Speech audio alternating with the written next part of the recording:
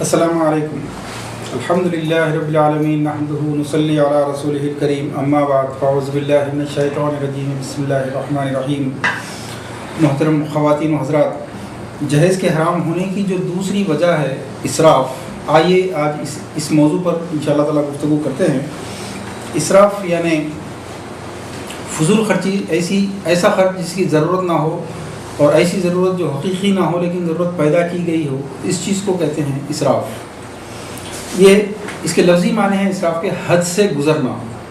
حد صرف ضرورت کے لیے محدود ہوتی ہے، حد صرف ضرورت کے لیے لمیٹڈ ہوتی ہے، اور جتنی ضرورت ہو اتنا خرچ کرنا واجب ہے، اور جہاں ضرورت مکمل ہو جائے اس سے آگے بڑھنا اسراف میں داخل ہو جاتا ہے. اور اسراف کی علماء کرام نے فرمایا کہ 3 صورتیں ہیں. ایک تو یہ کہ ناجائز کاموں میں دولت کا صرف کرنا، دوسرے یہ کہ جائز کاموں میں خرچ کرتے ہوئے ضرورت سے زیادہ آگے بڑھ جانا، اور تیسرا یہ کہ نیکی کے کاموں میں خرچ کرنا نیت دکھاوے کی ہو یا نیت نمائش اور ریاکاری کی ہو. اگر آپ شادی بیاہ میں یہ جو جوڑا جہیز ہے یا وداعی کے دن کا کھانا جو لڑکی کے باپ پر مسلط کیا جاتا ہے، اس پر غور کریں تو یہ تینوں شرطیں بھی مکمل نہیں ہوتی. اس لیے یہ سراسر اسراف ہے، اور اس بنیاد پر اس کو حرام قرار دیا جا سکتا ہے کہ جائز کاموں میں خرچ کرتے ہوئے حد سے گزرنا. وہ مہر دینا واجب تھا، اور لڑکی کا حضرت علی اور حضرت فاطمہ رضی اللہ تعالیٰ عنہما کی جو نکاح ہے وہ ہمارے سامنے پوری امت مسلمہ کے لیے ایک مثال ہے. اس مثال سے ہٹ کر جو بھی کیا جائے وہ اسراف کی تعریف میں داخل ہو جاتا ہے.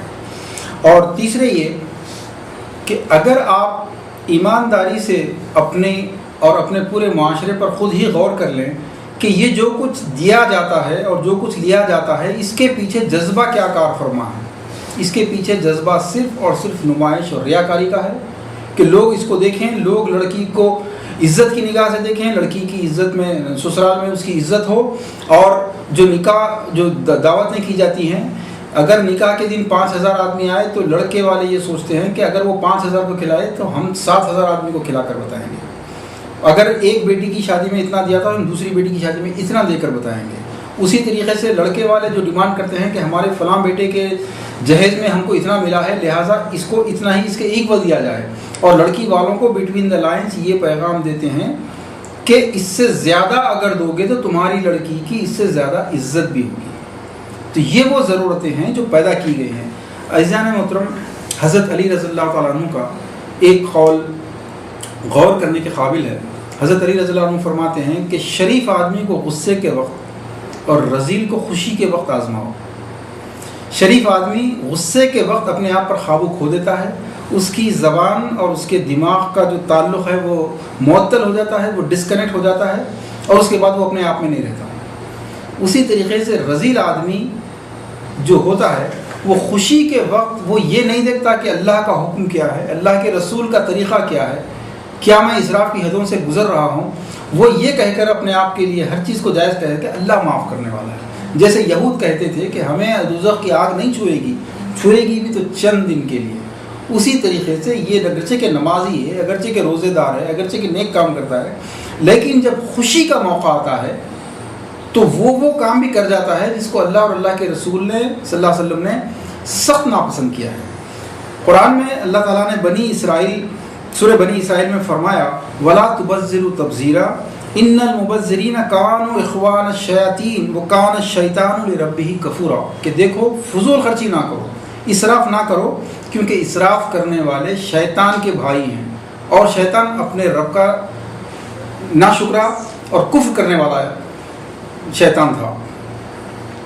اب نکاح میں یا شادی بیاہ کے ان طور طریق میں جو آج پائے جاتے ہیں، کس طریقے سے یہ شیطان کے بھائی اسراف کرتے ہیں، اگر آپ ہر شادی پر غور کریں تو آپ کو خود معلوم ہو جائے گا کہ ایک طرف حضرت علی، ایک طرف حضرت فاطمہ رضی اللہ تعالیٰ عنہما کی شادی، اور ایک طرف ہماری شادیاں.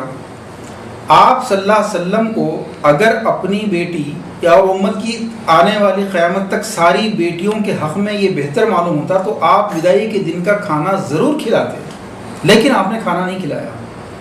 حضرت عبد الرحمن بن عوف رضی اللہ تعالیٰ عنہ آپ کے قریب ترین ساتھی نکاح کرتے ہیں آپ صلی اللہ علیہ وسلم کو نہیں بلاتے. اگلے دن ملاقات ہوتی ہے تو رسول اللہ صلی اللہ علیہ وسلم فرماتے ہیں کہ ولیمہ کرو چاہے وہ ایک بکری کا کیوں نہ ہو. آپ صلی اللہ علیہ وسلم نے یہ نہیں پوچھا کہ ارے آپ کا نکاح ہوا آپ نے ہمیں بلایا نہیں. ایسی کوئی گفتگو نہیں ملتی ہم کو. اور یہ بھی کسی روایت میں بخاری یا مسلم یا صحیح ستہ کی کسی روایت میں نہیں ملتا کہ حضرت عبد الرحمن بن عوف رضی اللہ تعالیٰ عنہ نے ولیمہ کیا اور آپ صلی اللہ علیہ وسلم کو دعوت دی. ایسا بھی نہیں ہے کیونکہ لفظ بارات پوری اسلامی ڈکشنری میں کہیں نہیں پایا جاتا. ڈاکٹر اسرار احمد مرحوم فرماتے تھے کہ عربی زبان میں اونٹ اور تلوار کے لیے 500 الفاظ موجود ہیں لیکن بارات کا لفظ پوری عربی زبان میں کہیں نہیں ہے.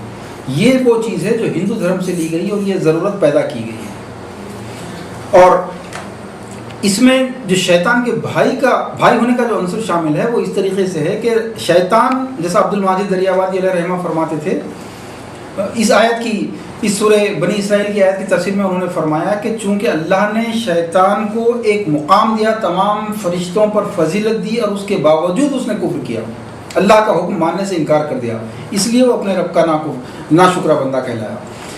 اسی طریقے سے شادی بیاہ میں اللہ تعالیٰ ایک آدمی کو مال دیتا ہے دولت دیتا ہے تو وہ بجائے اس کے کہ اللہ کے حکم کے مطابق خرچ کرے وہ دکھاوے کے لیے خرچ کرتا ہے, وہ بیٹی کے مستقبل کے لیے خرچ کرتا ہے اور تکیہ کلام کے طور پر بار بار یہ بھی کہتا ہے کہ اللہ کے رسول کا صدقہ. وہ اللہ کو منہ چلا رہا ہے کہ اللہ نے مجھے جو مال دیا تھا دیکھو میں ایسے بھی کر سکتا ہوں, اور اللہ کا شکر ادا کر کے یہ ثابت کرنا چاہ رہا ہے کہ وہ اللہ تعالیٰ کا شکر گزار بندہ ہے. جو لوگ شادی بیاہ کے موقع پر جیسے وداعی کے دن کا کھانا آپ صلی اللہ علیہ وسلم نے کسی صحابی نے نہیں دیا, لیکن آج ہم ہمارے قبیلے ہمارے خاندان ہمارے کلچر کی وجہ سے یا سسٹم کی وجہ سے کہ فلاں آدمی نے دعوت کی تھی اس نے مجھے بلایا تھا لہٰذا مجھے اس کو بلانا لازمی ہے, اگر ہم دعوت نہ کریں گے تو کیا ہوگا, اگر ہم دعوت نہ کریں تو سوسائٹی کیا کہے گی. یہ جو مجبوریاں ہیں آدمی یہ اسراف یہ دعوتیں یہ جہیز دیکھ کر یہ کہنا چاہتا ہے کہ اگر رسول صلی اللہ علیہ وسلم نے نہیں کیا تو ان کا کلچر نہیں تھا, ہم کلچرڈ لوگ ہیں. یہ جو جہیز دیا جا رہا ہے لیا جا رہا ہے جہیز فاطمی کے نام پر, لوگ یہ کہنا چاہتے ہیں اس عمل کے ذریعے کہ رسول کریم صلی اللہ علیہ وسلم کی استطاعت نہیں تھی, استطاعت ہماری ہے, ہم کلچرڈ لوگ ہیں. حضرت علی کے دوست احباب کوئی نہیں تھے لیکن ہمارے دوست احباب ہیں.